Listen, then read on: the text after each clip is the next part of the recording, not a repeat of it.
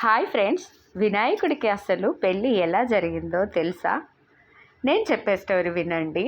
నచ్చితే కామెంట్ చేయండి. నా వీడియో చూసేటప్పుడు మాత్రం స్కిప్ చేయకుండా ఎండింగ్ వరకు వినండి, చూడండి. వీలైనంత వరకు షేర్ చేయడానికి ప్రయత్నించండి. సో వినాయకుడి పెళ్ళి ఎలా జరిగిందో తెలుసుకుందామా? వినాయకుడికి ఏనుగు తలకాయ ఉందని చెప్పి అందరూ వెక్కిరిస్తూ ఉంటారు. ఇలా ఏనుగు తలకాయ ఉంటే ఎవరైనా పెళ్లి చేసుకుంటారా అని ఏ అమ్మాయి కూడా వినాయకుడిని పెళ్లి చేసుకోవడానికి ముందుకు రాలేదు.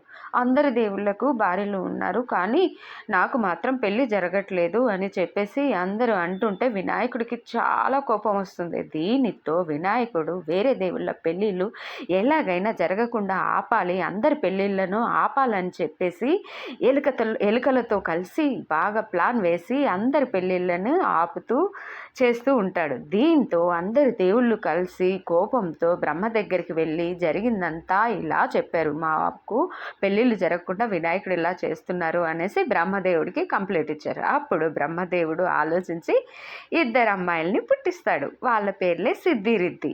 వీళ్ళని వినాయకుడికి ఇచ్చి పెళ్లి జరిపిస్తాడు. దీని తర్వాత వీళ్ళిద్దరికీ ఇద్దరు కుమారులు పుడతారు. వాళ్ళ పేర్లే శుభ్ లాభ్ పుడతారు. ఈ విధంగా వినాయకుడికి పెళ్లి జరుగుతుంది. ఇద్దరు కుమారులు కూడా పుడతారు.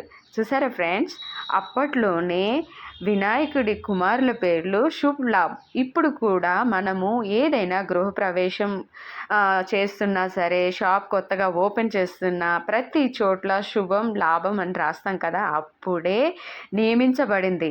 ఆ నియమించబడిన పేర్లు ఇప్పుడు కూడా ఆచారంలో నడుస్తూ ఉన్నాయి. ఏమంటారు ఫ్రెండ్స్? నచ్చితే